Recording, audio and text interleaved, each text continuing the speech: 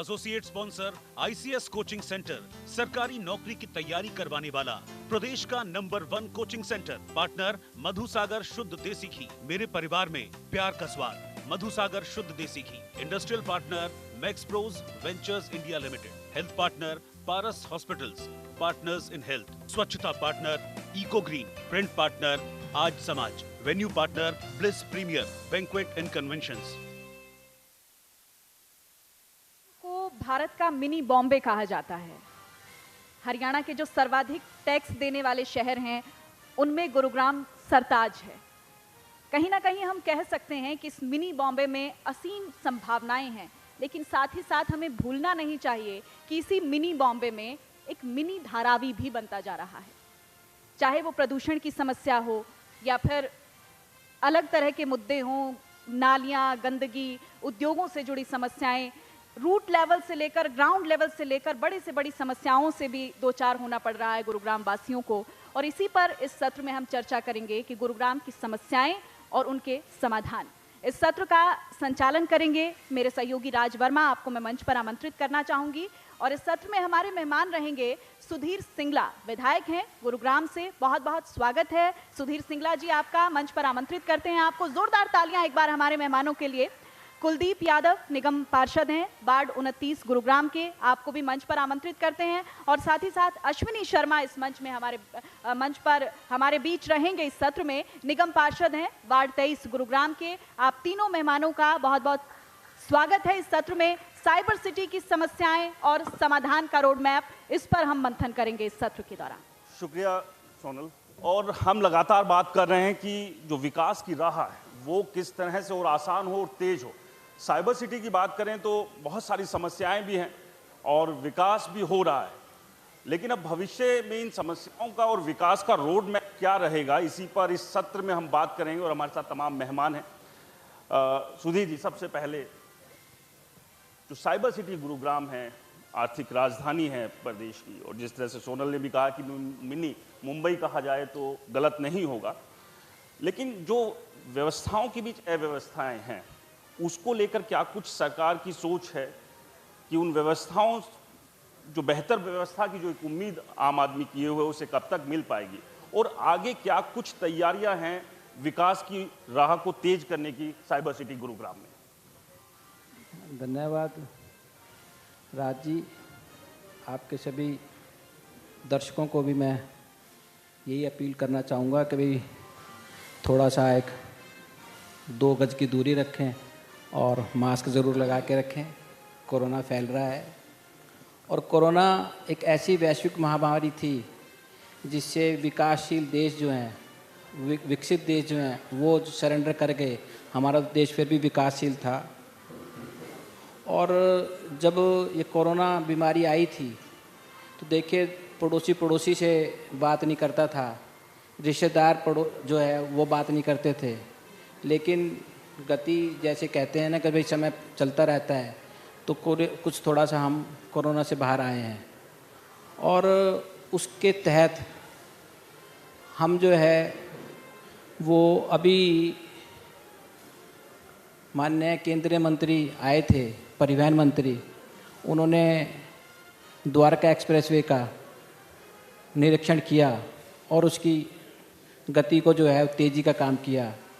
देखिए द्वारका एक्सप्रेसवे 9,000 करोड़ रुपए का बन रहा है। वो 8 लाइन उसके अंदर चलेंगी वो इस तरीके से। और केएमपी जो है हमने आपको एक गिफ्ट के तौर पे दे ही दिया, देश को समर्पित कर दिया वो। और एक मेरे 500 बेड का हॉस्पिटल जो है वो बनने जा रहा है, टूटना शुरू हो गया है। माता शीतला देवी जो हमारे यहाँ की एक बहुत पूजनीय देवी है और पूरे समाज के लिए और पूरे देश के लिए सम्मानित है, उनका जो है मंदिर बन रहा है। तो इस तरीके से देखिए कि हरियाणा जो है विकास की दर पर बढ़ रहा है। चलिए, उम्मीद है कि जो प्रयास हैं वो जो प्रयास किए जा रहे हैं समय पर जो है वो धरातल पर उतरेंगे। कुलदीप जी, क्योंकि साइबर सिटी की बात कर बहुत सारी दिक्कतें भी है, लेकिन कुछ परियोजनाएं, कुछ योजनाएं जो है वो सरकार ला रही है। फिर द्वारका एक्सप्रेसवे की बात हो, टोल को लेकर भी एक बड़ी दिक्कत रही थी। लेकिन इस सब के अलावा अगर वार्ड के स्तर पर बात करें तो बहुत सारी परेशानी है, छोटी छोटी दिक्कतें हैं, और यही छोटी दिक्कतें जब बड़ी बनती हैं तो शहर के लिए और शहर के लोगों के लिए मुश्किलें पैदा हो जाती है। करीब करीब अब 1 साल बाकी है नगर निगम के चुनाव में, 4 साल का समय अभी आप हुआ, तो ऐसी जो बड़ी जो मुख्य समस्याएं जो आपने देखी हो उसके निदान को कहाँ तक अभी पाते हैं आप? राज जी, सबसे पहले तो मैं ये बताना चाहूँगा, ये समस्याएं एकदम से नहीं आई हैं। ये समस्याएं क्योंकि देखो 2004 से गुरुग्राम बढ़ना शुरू हुआ था। पहले पॉपुलेशन 3-4 लाख हुआ करती थी, आज 25-30 लाख पे मैं सोचता हूँ कि हमारी गुरुग्राम की पॉपुलेशन पहुँच गई है। तो देखो जितनी जैसे स्पीड से, बहुत कम समय में पॉपुलेशन इतनी स्पीड से बढ़ी तो समस्याएं भी नेचुरल बढ़ेंगी। और मैं तो सीधे सीधे पिछली सरकार को 2005 से लेके 2014 तक जो कांग्रेस सरकार रही, मैं उसको जिम्मेदार मानता हूँ। अगर उस टाइम पे ये इसको रोड मैप अच्छा बना लेते और प्लानिंग ठीक से कर लेते तो आज गुरुग्राम की मतलब, हालांकि आपको ध्यान होगा हीरो होंडा चौक से जब हम पुराने गुरुग्राम से नए गुरुग्राम में जाने को ऐसा था कि जैसे हिंदुस्तान पाकिस्तान में जाना हो। आज हमारा कितना इजी हो गया आना जाना, हम 20 मिनट में कहीं भी पूरे गुरुग्राम में जा सकते हैं। पहले घंटों हम जाम में खड़े रहा करते थे, आपको ध्यान होगा। तो जब से 2014 से माननीय मनोहर लाल जी हमारे मुख्यमंत्री बने हैं तो सबका विकास, सबका साथ, सबका विकास हुआ है और गुरुग्राम को जो मिलना चाहिए था वो मिला है। तो और जहाँ तक आप वार्ड लेवल की बात कर रहे हैं, अभी नगर निगम का 2000 करोड़ का तकरीबन बजट रहता है सालाना। तो छोटी मोटी समस्याएं हर लेवल पे ठीक भी हो रही हैं, ऐसा नहीं है कि भाई बहुत ज़्यादा समस्या है। और जैसा हम सर्वेक्षण में, स्वच्छता सर्वेक्षण में कहाँ थे गुरुग्राम, पहले कहाँ था, आज कहाँ हैं, आप सब जानते हैं। दिन पे दिन सुधार आ रहे हैं और ईमानदार सरकार है तो हम ईमानदारी से, सभी हमारे विधायक जी हैं, हमारी हरियाणा सरकार अच्छे से काम कर रही हैं। तो और क्योंकि नगर निगम में भी भाजपा की ही टीम है तो वहाँ भी अच्छे काम हो रहे हैं। बाकी छोटी मोटी समस्या तो आती रहेंगी और ठीक होती रहेंगी। चलिए, उम्मीद है इन जो समस्याएं छोटी हैं लोगों के लिए वो बहुत बड़ी बनी हुई है, उनका समाधान जो हो जल्द मिलेगा। अश्विनी जी, निगम के स्तर पर इससे पहले सत्र में भी जो एक अहम मुद्दा है शहर के लिए कहीं ना कहीं वो पॉल्यूशन है। और हम जहां एक तरफ अपने आप को नंबर 1 की दौड़ में चाहते हैं कि विकास के मामले में हम नंबर 1 पर आए, तो वहीं हम पॉल्यूशन के मामले में, प्रदूषण के मामले में नंबर 1 आ चुके हैं। तो ऐसे में निगम क्या कर रहा है कि जो शहर की हवा के अंदर जो जहर घुल गया, इस जहर से निजात मिल जाए और लोगों को एक स्वच्छ और साफ सुथरी हवा मिल सके। मैं सभी दर्शकों का स्वागत करता हूं और आपके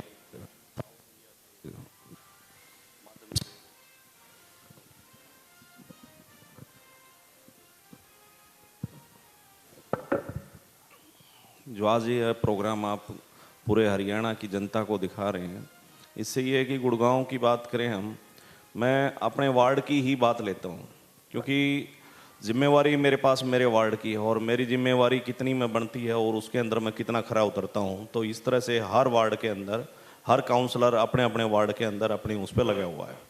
मैं अपने वार्ड के अंदर हर रोड, जितनी भी हमारी रोड है वो सारी की सारी आरएमसी की, अभी एक कॉलोनी को छोड़ के बाकी की सारी अभी तक बनवा चुके हैं और उस कॉलोनी का भी दूसरे उसमें नंबर आ रहा है। सीवरेज सिस्टम को लेके, क्योंकि पोल्यूशन की बात आपने जो अभी कही है उससे कहीं ना कहीं यही आता है कि भाई अपने अपने एरिया के अंदर आप पोल्यूशन को कैसे ठीक करेंगे। जैसे कि डस्ट का है या फिर धुएं से फैक्ट्रियों को, जो फैक्ट्रियों के धुआं निकल रहा है उससे है, या फिर कोई फैक्ट्रियां जो बाहर एनजीटी ने जैसे अभी सीवरेज के ऊपर लेके उसके अंदर सीवरेज कनेक्शन कटवाने का काम किया कि भाई इनको काटो और एनजीटी के माध्यम से आप पोल्यूशन कम करो। घरों से कूड़ा उठने वाली चीज़ है कि भाई बाहर इस कूड़े को निस्तारण प्रक्रिया, उसके अंदर गीला कूड़ा और सूखा कूड़ा वो सब अलग अलग करके धीरे धीरे करके हम उसके प्लेटफॉर्म पे आए। हमारे वार्ड में आज की डेट में इको ग्रीन कंपनी के माध्यम से मैं कहता हूँ कि हर तरह से जितनी भी गाड़ियाँ मेरे वार्ड के अंदर करीब 20 से 22 गाड़ियाँ हैं और दोनों टाइम सुबह और शाम, जो मैं देख रहा हूँ कि भाई सुबह और शाम दोनों टाइम कूड़ा उठाती हैं और उसके अंदर सारा अलग अलग सेग्रीगेशन करके प्रॉपर तरीके से कूड़ा जा रहा है आज की डेट में। तो इसी तरह से आगे चल के जैसे कमिश्नर साहब की मुहिम है कि भाई स्वच्छता अभियान को हर पार्षद जो है ना अपने अपने एरिया के अंदर कितने बढ़िया तरीके से ले रहा है। सुबह शाम हमारी अटेंडेंस होती है, उसके अंदर हम जितने भी हमारे सफाई कर्मचारी हैं वो प्रॉपर तरीके से काम कर पा रहे हैं कि नहीं कर पा रहे हैं।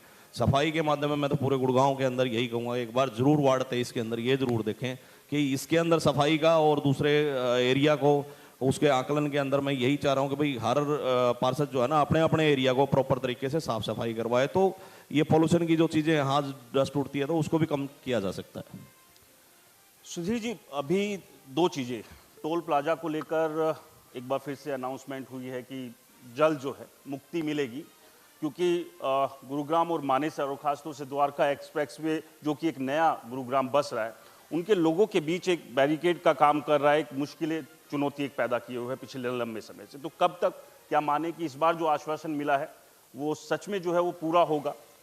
दूसरा, अब चूंकि मानसून जो है वो आने वाला है, जल्द बरसात होंगी, और जिस तरह से हर साल हम देखते हैं कि ड्रेनेज सिस्टम जो है हमारा बेहतर नहीं होने की वजह से जल भराव, या यूँ कहें कि शहर जो है वो एक पूरे तालाब में, एक दरिया में तब्दील हो जाता है। तो क्या इस बार स्थिति कुछ अलग होगी बाकी सालों के मुकाबले? देखिए, खेड़की दोला टोल प्लाज़ा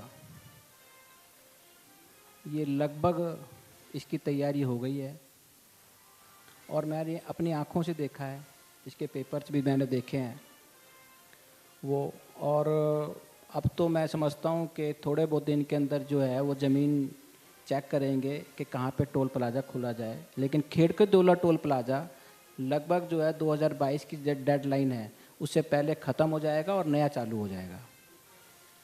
और दूसरी जो बात कही आपने पानी भरने की, जल भराव की, देखिए शहर के अंदर ये बात ठीक है कि जब बारिश आती है तो जल भराव होता है, लेकिन अब जो है थोड़ा सा जल भराव इतना नहीं रहेगा। जल भराव होता है 2 घंटे 1 घंटे के लिए होता है, लेकिन पानी फिर भी सेटल हो जाता है। वो देखिए, पिछली बार एक हीरो होंडा चौक को और एक DLF के को छोड़ के बाकी सारा का सारा जो है शहर लगभग साफ रहा और ठीक रहा वो। और अब कैसे हीरो होंडा चौक पे भी जो है हमारी ऐसी कोशिश है कि वो नहीं भरेगा। और ड्रेनेज सिस्टम के लिए तो देखिए, मैंने जब सेक्टर 4 के लिए भी जो है मैं परसों गया था, वो उसके लिए ड्रेनेज सिस्टम के लिए 1.5 करोड़ रुपए का जो है हमने बजट बनाया है ड्रेनेज सिस्टम ठीक करने का। वो इस तरीके से मैंने सेक्टर 10 के अंदर भी जो है, अश्वनी जी बैठे हैं, इनके वार्ड के अंदर भी मैंने शुरुआत कराई थी वो, और ड्रेनेज सिस्टम के लिए वो। तो इस तरीके से हम काफ़ी शहर को जो है कोशिश कर रहे हैं कि ये सिस्टम ठीक हो जाए। मेरे को याद है कि एक मेरे को राजेंद्र पार्क के अंदर जो है वो गौतम हॉस्पिटल है, वो बहुत बड़ा हॉस्पिटल है वो, उसके पास जो है ड्रेनेज सिस्टम कुछ नहीं था, वहाँ पे भी मैंने हार्वेस्टिंग सिस्टम बनवा दिया है। एक मैंने विनायक प्लाजा जो है, जो शहर जो मतलब काफ़ी नीचाई पे पड़ता है वो, उसके अंदर भी जो है वो पटेल नगर के अंदर जो है वो ड्रेनेज सिस्टम करा दिया है। तो इस तरीके से हम कोशिश कर रहे हैं कि ड्रेनेज सिस्टम शहर का ठीक रहे, और इस बार उम्मीद करता हूं कि शायद ठीक ही रहेगा। चलिए, उम्मीद है शहर ठीक रहेगा। प्रदीप जी, निगम क्षेत्र की बात करें तो अतिक्रमण की एक बड़ी चुनौती है, और अतिक्रमण की वजह से जो चौड़ी सड़कें हैं वो किस तरह से संकीर्ण हो जाती है, और उसकी वजह से ट्रैफिक जाम जो है वो एक बड़ी मुश्किलें पैदा करता है। और इसके अलावा हम लगातार बात कर रहे हैं कि जो पॉल्यूशन है, तो ग्रीनरी को लेकर भी निगम क्षेत्र में, खासतौर से नगर निगम क्या कुछ कर रहा है, और अभी तक अगर आप के नज़रिए से देखें तो कहाँ तक जो है जो हम एक टारगेट लेकर चले थे वो अचीव हो पाया? राज जी, जहाँ तक अतिक्रमण की बात है, क्योंकि बहुत तेज़ी से डेवलप हुआ गुरुग्राम, तो नेचुरल सी बात है कुछ ना कुछ अतिक्रमण भी होगा। अभी लेटेस्ट आप डेली न्यूज़ में देखते होंगे, अखबारों में पढ़ते होंगे कि डेली बेसिस पे हमारे शहर में इस तरह का अतिक्रमण हटाने का ड्राइव जो है चल रही है रेगुलर। और हमारे अभी कल ही एक ऑर्डर हुआ है, जो DTP भाट है हमारे MCG में भी वो ये काम अब वो देखेंगे, और जॉइंट कमिश्नर लेवल पे हमारे कमिश्नर विनय प्रताप जी ने जॉइंट कमिश्नर लेवल पे अलग अलग से टीम जोन वाइज बांट दी गई है। तो हाँ, ये बात भी ठीक है कि जब अतिक्रमण ज़्यादा होता है तो पोल्यूशन पे भी फ़र्क पड़ता है। साफ़ सफाई का भी थोड़ा दिक्कत होती है। तो धीरे धीरे ये सुधार होंगे। और मैं तो आपके चैनल के माध्यम से सभी गुरुग्राम वासियों को ये कहूँगा कि हम खुद भी अपनी आदतें सुधारें।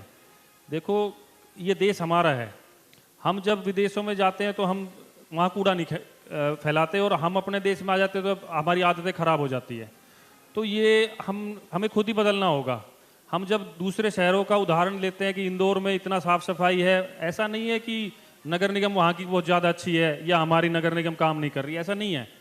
लेकिन वहाँ के लोगों की मेंटलिटी बन गई है कि हमने कूड़ा नहीं फेंकना, हमने पोल्यूशन नहीं करना, तो और वेस्ट को सेग्रीगेट करते हैं वो लोग। तो जब मैं आपके चैनल के माध्यम से अभी गुरुग्राम वासियों से अपील करूँगा कि हम वेस्ट सेग्रीगेशन ज़रूर करें और अपनी आदतों को सुधारें, प्लास्टिक का कम से कम इस्तेमाल करें, क्योंकि कहीं ना कहीं एक प्लास्टिक का बहुत बड़ा रोल है पोल्यूशन में। कहीं ना कहीं ये पोल्यूशन कहीं ना कहीं प्लास्टिक कूड़े में जाके कहीं ना कहीं आग लगाई दी आग उसमें लगा देते हैं और वो हमारे हवा और पानी को दूषित करती है। तो बाकी नगर निगम देखो, इसमें एक स्वच्छता के लिए अलग ही बजट होता है, अलग ही हमारी ब्रांच है जो साफ़ सफाई का ध्यान रखती है। और जहाँ तक अतिक्रमण की बात आपने कही है, तो आप आने वाले समय में देखेंगे कि अब गुरुग्राम में किस तरह से साफ़ सफाई और अतिक्रमण हटेगा। अश्विनी जी, पार्किंग भी एक बड़ी समस्या है गुरुग्राम के लिए। कहीं भी चले जाएं, चाहे फिर रिहायशी इलाका हो या कमर्शियल इस्टेब्लिशमेंट हो, कहीं भी आप जाइए, पार्किंग की एक बड़ी भारी दिक्कत है गुरुग्राम में। तो नगर निगम कुछ व्यवस्था कर रहा है कि पार्किंग की समस्या से भी कुछ निजात मिल जाए लोगों को? नगर निगम की तरफ से अभी जैसे कि सोना रोड पे आपने देखा होगा, सोना अड्डा जो हम कहते थे, वहाँ पे मल्टी लेवल पार्किंग हम बना रहे हैं। एक तो वो है, जगह जगह पे आपने देखा होगा स्लॉट टाइप पार्किंग के लिए जगह निर्धारित करके प्रॉपर तरीके से टाइलें वगैरह लगा के उसके ऊपर भी नगर निगम का काम चल रहा है कि उसको जितना जल्द से जल्द हो उसके ग्राउंड पे धरातल पे लेके आए। तो हर पार्षद अपने अपने वार्ड के अंदर, मैं तो भाई साहब को देखता हूँ, अभी जैसे इन्होंने पोल्यूशन को लेके बात कर रहे थे तो उसमें बर्तन बैंक वगैरह इस तरह से हर पार्षद अपने अपने एरिया के अंदर कुछ ना कुछ नया कर रहा है। बाकी विधायक जी ने गुड़गांव के अंदर पार्किंग को लेके ये काफ़ी चिंतित हैं। इन्होंने कोर्ट के अंदर भी पार्किंग का प्रावधान रखवाया है अभी पीछे ही कि इसके अंदर मल्टी लेवल नीचे कोई बिल्डिंग आप बना रहे हो तो उसके अंदर डबल बेसमेंट आप लें। ये विधायक जी का ही एक बड़ा वो है कि इन्होंने ही स्टार्ट करवाया इस मुहिम को कि कोई भी आप बिल्डिंग बना रहे हो उसके अंदर आप डबल पार्किंग लेंगे। तो वो मैं यही है कि जितना जल्द से जल्द हो पाया तो इसको जरूर धरातल पर लेके आएंगे। सुधीर जी, एक बस स्टैंड हॉस्पिटल का आपने बताया कि 500 बेड का हॉस्पिटल बनने जा रहा है, जिसका इंतज़ार है भी यहाँ के लोगों को। इसके अलावा बस स्टैंड भी जो है गुरुग्राम शहर के पास नहीं है। इसके अलावा मेट्रो की जो कनेक्टिविटी है, जो एक्सपेंशन होना था, एक लंबे समय से इंतज़ार कर रहे हैं, तो वो इंतज़ार भी ख़त्म होगा बस स्टैंड और मेट्रो की कनेक्टिविटी का? देखिए, बस स्टैंड का तो मैंने माननीय मंत्री जी से बात कर ली है और जल्दी ही बस स्टैंड का उद्घाटन समझें हो जाएगा। और बस स्टैंड के लिए तो ये है कि लोकल बस स्टैंड ये बन जाएगा और इंटरसिटी बस स्टैंड जो है शहर से बाहर बनेगा। और मेट्रो के लिए जो DPRO है वो तैयार हो गई है और थोड़ा बहुत काम चालू भी हो गया है, लेकिन ये थोड़ा लंबा और लेंथी काम है। इससे जो है वो एनवायरनमेंट वाला भी डिपार्टमेंट इससे जुड़ा हुआ है, एविएशन वाला भी डिपार्टमेंट जुड़ा हुआ है, सेंट्रल गवर्नमेंट भी जुड़ी हुई है वो। लेकिन फिर भी ये 2 से 3 साल के अंदर कुछ मेट्रो धरातल पर दिखाई देगी चलती हुई। एक बार फिर से जो है कोविड तेजी से फैल रहा है, तो ज़रूरी है कि एक अवेयरनेस कैंपेन के साथ जिम्मेदारी भी जो है तमाम लोग ले। तो आप क्योंकि वार्ड स्तर पर जो है आप लोगों के बीच जो है ग्राउंड लेवल पर जुड़े हुए हैं, तो उस कैंपेन को किस तरह से देख रहे हैं, क्योंकि अब एक बार फिर से नंबर बहुत तेज़ी से बढ़ने लगे हैं? राज जी, हम तो जैसे स्वास्थ्य विभाग हमारे से कनेक्ट रहता है वार्ड वाइज सभी पार्षदों से, और तो जैसे अभी जहाँ तक टेस्ट कोरोना टेस्ट की रिगार्डिंग हम कैंप्स लगवाते हैं, अरेंज करते हैं। और फिर वैक्सीनेशन अब चल रहा है 45 से 60 साल और फिर जिनकी सीरियस बीमारियां हैं या 60 साल से प्लस का जो चल रहा है, तो हम अपने वार्डों में जगह जगह पे स्वास्थ्य विभाग से कनेक्ट करके कैंप्स लगवा रहे हैं। तो और ये भी है कि देखो इसमें किसी का बस तो है नहीं भाई, कोरोना फैल रहा है, क्यों फैल रहा है, कैसे, इसका तो हम कुछ कर नहीं सकते, बस हम सावधानी रख सकते हैं। और मैं सभी से निवेदन करूंगा कि हम जो है 2 गज की दूरी बनाए रखें और जो भी स्वास्थ्य विभाग से जो भी गाइडलाइंस आएँ उनको हम फॉलो करें। और उसमें हम भी एज ए पार्षद हम अपने वार्डों में अवेयरनेस फैलाते रहते हैं, बताते रहते हैं लोगों को अपने सोशल मीडिया के थ्रू या फ़ोन के से। और जहाँ तक कैंप्स की बात है वो मैंने बताई आपको कि भाई जो भी स्वास्थ्य विभाग से हमारे को गाइडलाइंस आती है उस तरह से हम अपने वार्ड में कैंप वैम्प लगा के वैक्सीनेशन और ये सब कराते रहते हैं।